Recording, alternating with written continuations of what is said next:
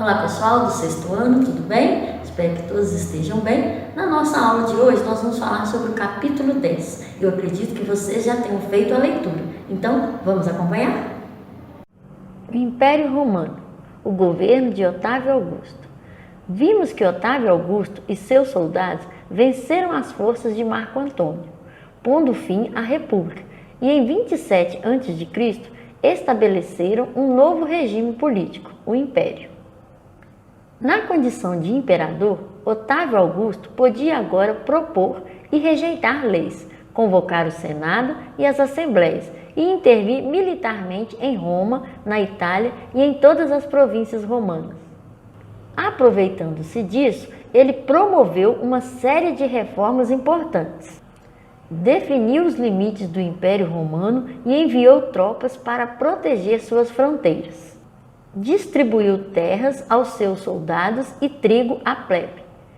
Confiou a administração de algumas províncias aos senadores, enquanto manteve outras, como o Egito, importante fornecedor de trigo a Roma, sob sua responsabilidade. Modernizou a cidade de Roma, que na época tinha cerca de 1 milhão de habitantes, e passou a ter um prefeito, um corpo de bombeiros e monumentos que glorificavam o governo. E com essas reformas de Otávio Augusto, o Império conheceu um longo período de estabilidade, denominado Pax Romana, que durou mais de 200 anos. Durante esse período, as cidades do Império ganharam estradas, teatros, aquedutos, termas, fontes e as fronteiras foram fortificadas. E sobre o imperador Trajano, em 1117 d.C., o Império adquiriu sua máxima extensão. Observe abaixo o mapa do Império Romano em sua máxima extensão, cobrindo uma área de 5 milhões de quilômetros quadrados. Mas afinal, o que era o Império Romano? Era fruto da aliança entre o imperador e as elites das cidades imperiais. O poder romano exercia sua autoridade, decidia pela paz, pela guerra e cobrava impostos. Não era somente um sistema político, era também uma identidade romana que todos os seus habitantes podiam assumir. Como exemplo dessa identidade era o culto ao imperador e à sua família. Era também um império de uma língua, o latim, e de uma literatura, a latina. A história de Roma e de seus feitos tornou-se um modelo a ser seguido. Por isso, devia ser ensinada também nas escolas das cidades todo o império e, além disso, criou-se uma literatura latina, que tinha entre seus expoentes o poeta Virgílio. Na escola, as elites das províncias romanas aprendiam a escrever em latim, a ler Virgílio, a cultuar o imperador e a construir habitações à moda romana.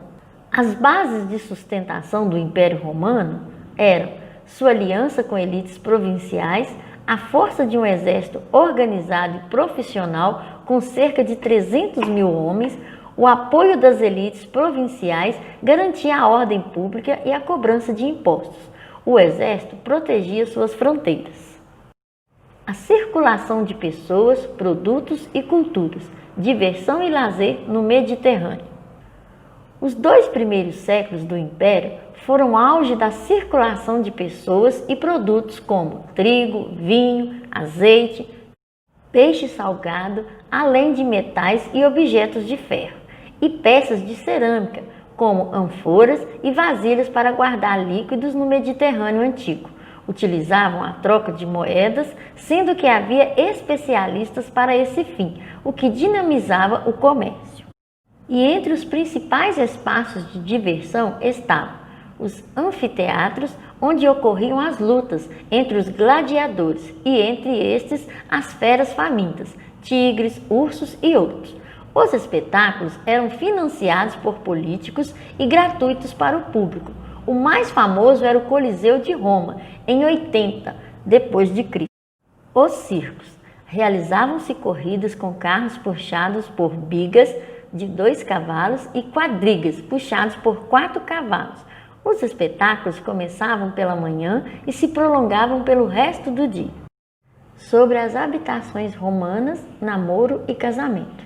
Apesar de todas as riquezas que afluíam para o império, a maioria dos romanos eram pobres e moravam em uma insula, prédio de habitação com 4 ou 5 andares, formado de cômodos minúsculos onde por vezes viviam muitas pessoas.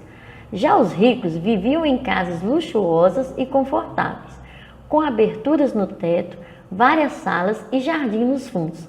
Esse tipo de habitação era denominado domos, tinham as paredes decoradas com pinturas. Os romanos também namoravam, se apaixonavam, mas quanto ao casamento, as diferenças entre nós e eles são grandes. As famílias ricas, um dia antes de se casar, a noiva depositava seus brinquedos no altar, onde ficavam seus deuses protetores de sua família, pois a noiva ainda era muito criança. Já entre os pobres, as diferenças de idade entre homens e mulheres não eram tão grandes. O casal se unia com o objetivo de se ajudar na luta pela sobrevivência. A literatura romana. Os romanos escreveram obras importantes no campo da poesia, da oratória, da sátira, da história e da filosofia.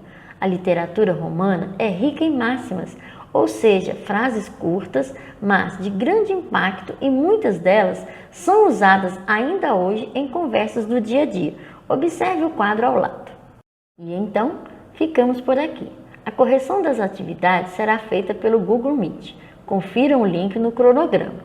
Iremos fazer a correção das atividades 1 a 6, das páginas 233, 234 e 235. Aguardo vocês, ok?